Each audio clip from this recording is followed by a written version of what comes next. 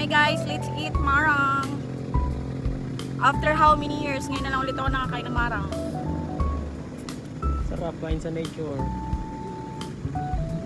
Kain sa nature.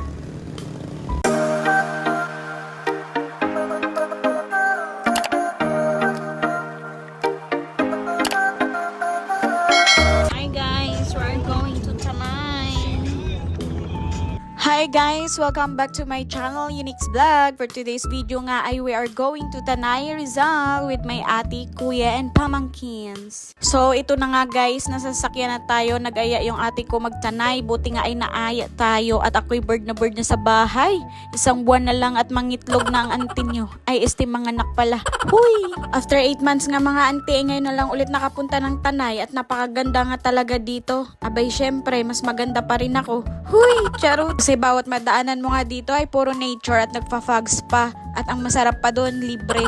Hay, yun talaga pinakamasarap ante, yung inaya ka, libre sakay. Huy! So, nag-stop nga kami dito sa Padayon Restaurant. Siguro Bisaya din may-ari nito. Padayon Goodzay. Huy!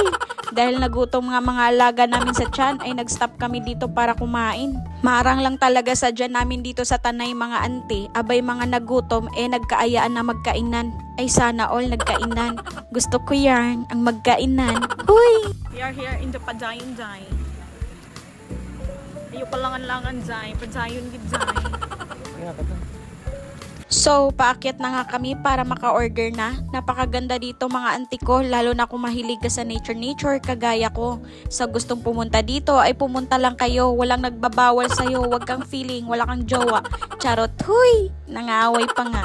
Simple lang tong kainan na to guys, hindi ito air condition pero mararamdaman nyo yung mga hampas ng mga hangin galing sa labas. Marami din kumakain at tumatambay dito, talagang mayat maya ay may dumadating. Dahil nga siguro ay maganda ako, charot. Huy!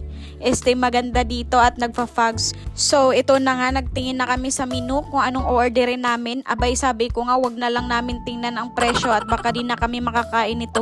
Huy! So ayan nga, tagal namin makapili ng pagkain mga auntie. Paano ba naman kasi kung ano yung gusto namin, ayun din ang sold out na. Aba, ayaw ata tayo pakainin dito. Charot, napakasarap tumambay dito mga auntie ko. Ay talagang napakalamig, maaliwalas, at talagang makapag-isip-isip ka ng mga utang mo. Huy! Kaya kung ikaw ay palautang kagaya ko, charot, hindi ka pwede dito. Abay baka maisipan mo pang tumalon. Uy, gusto ko nga ulit bumalik dito at feel ko ay hindi nakakasawa. Ay, gusto ko yan, pinagsawaan. Uy, sana all, pinagsawaan. Ayan nga auntie, hindi pa din kami tapos sa order. Mukhang bukas pa ata kami kakain ito. Uy, sa daming picture ng pagkain at pagpilian ay nabubusog ka na sa kakapili. Abay, gutom na nga mga pamangkin ko, kakaantay sa amin umorder. Sabi siguro ng mga to, aba sige, titigan nyo na lang yung picture nang mabusog kayo at kanina pa kayo dyan. Uy! So, lumipat nga kami ng pwesto mga auntie kasi gusto talaga namin sa may mga nature ba. Abay, sakto yung nakita ko si kuya. Shoutout ko kay kuya na umihi sa puno. Hi kuya, kaway-kaway ka sa vlog ko. Huy, makasalanan tong sipig ko. Nag-zoom lang naman ako ay nakakita pa. Huy, buntis na nga ay naninilip pa. Hindi din pala nakakatuwang may iPhone ka. Nagkakasala ka pa. Huy, charot, nasisi pa yung cellphone. Abay, tama na nga tong kaka-zoom ko at ako'y magkasala pa at kung ano-ano na lang nakikita ko. Abay, ako'y makapagmuni-muni na lang muna habang inaantay yung mga order kaysa mag-zoom-zoom ng camera ay ako'y magkasala pa. So, ito nga pala yung mga menu nila. May mga picture na ng mga pagkain. Talagang mabubusog ka na sa picture. So, sa mga nagtatanong ano ba mga pagkain nila, meron silang mga sinigang, bulalo, mga sabaw-sabaw, may inasal, fried chicken, pizza, burger, tapsilog at iba pa. Yes mga auntie, marami kang pagpilian na pagkain dito.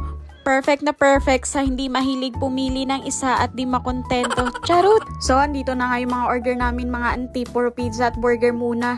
Sabi nga kasi ng ate ko, puro kami ulam at kanin kagabi kaya magtinapay-tinapay muna. Abay, baka kasi maaga-aga kami kunin ni Lord sa mga kinakain namin. Abay, wag naman Lord, di ko pa nakikita lahi kung may mga batik-batik. Huy! Masarap talaga kumain habang nakaharap sa nature, no? Iba yung feeling, nakaka-relax, makapag-isip-isip ka talaga. Talagang napag-isipan ko dyan kung ilan na utang ko at dagdagan ko pa ba. Uy, charot! So, sa mga nagtatanong paano pumunta dito, si Padayon Cafe guys ay located at Tanay Rizal. Kung galing kayo ng Marilake, nasa right side lang siya at may makita kayong signboard na Padayon. No entrance fee, open sila Friday to Saturday. So, after nga namin kumain ay nag-ikot naman kami para maghanap ng marang at ibang prutas. Paano kasi mga auntie, wala kami makitang marang sa city. Madalas dito na lang talaga sa Tanay. Hi guys, let's eat marang. After how many years, ngayon na lang ulit ako nakakain ng marang. Sarap kain sa nature. Kain sa nature. So, ayan, di na talaga nakaantay si Buntis at napakatakaw. Paano ba naman kasi mga auntie? Last kain ko nito, high school pa ako. Kung kailan ako mangingitlog na, ay ngayon na lang ulit ako nakakain nito.